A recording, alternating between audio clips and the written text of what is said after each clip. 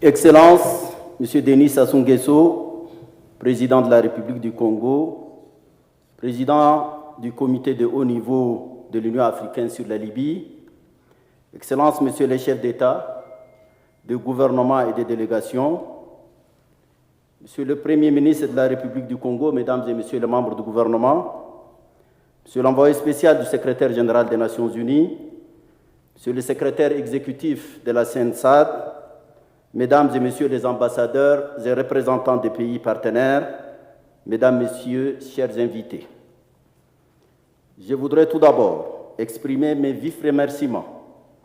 à Son Excellence le Président Denis Sassou Nguesso, Président de la République du Congo et Président du Haut Comité de l'Union africaine pour la Libye, pour avoir convié cette réunion, qui est un nouveau témoignage de son engagement et de sa détermination à trouver une sortie de crise en Libye. Je voudrais ensuite exprimer ma profonde reconnaissance aux chefs d'État et aux chefs de délégation ici présents qui, en faisant le déplacement de Kintélé, renouvellent encore une fois leur volonté et celle de leurs pays respectifs à remplir le mandat confié au comité du haut niveau sur la Libye. Je voudrais enfin remercier le représentant spécial du secrétaire général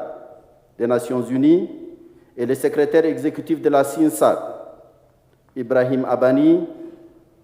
pour leur présence parmi nous aujourd'hui. Excellences, Mesdames et Messieurs, la présente réunion s'inscrit dans un contexte où la Libye connaît une escalade militaire sans précédent, qui risque d'aggraver davantage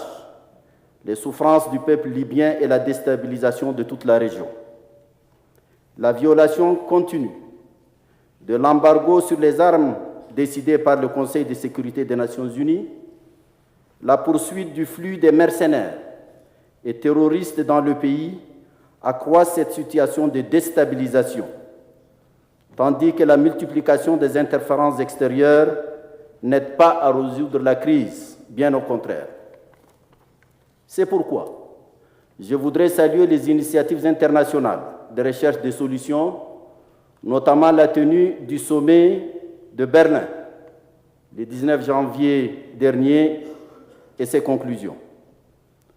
En dépit de cette situation,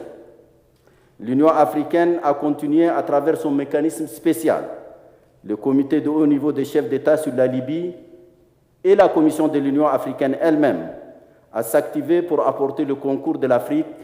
à l'émergence d'une solution acceptable à cette crise. Il serait fastidieux de revenir sur les péripéties qu'a connues la crise en Libye. Les engagements de l'Afrique depuis 2011 sont connus. Je laisserai certainement la parole au président Sassou pour vous en retracer la substance. J'ai moi-même effectué une visite en Libye où j'ai rencontré les deux principaux belligérants à Tripoli et Benghazi. J'ai également eu des échanges avec les représentants d'autres composantes des forces politiques et sociales libyennes, dont ceux se réclamant de l'ancien régime. Notre organisation a, à diverses occasions, réaffirmé sa position sur le rejet de toute option militaire et la préférence sans équivoque pour une solution politique négociée à travers une conférence de réconciliation interlibyenne inclusive. Cette position a été notamment exprimée par le comité de haut niveau des chefs d'État à ces différentes rencontres à Brazzaville, Addis Ababa et Niamey, le Conseil de paix et sécurité de l'Union africaine, la CEDEAO, ainsi que dans mes interventions sur la question devant le Conseil de sécurité des Nations Unies et aux réunions organisées par la France et l'Italie sur la situation.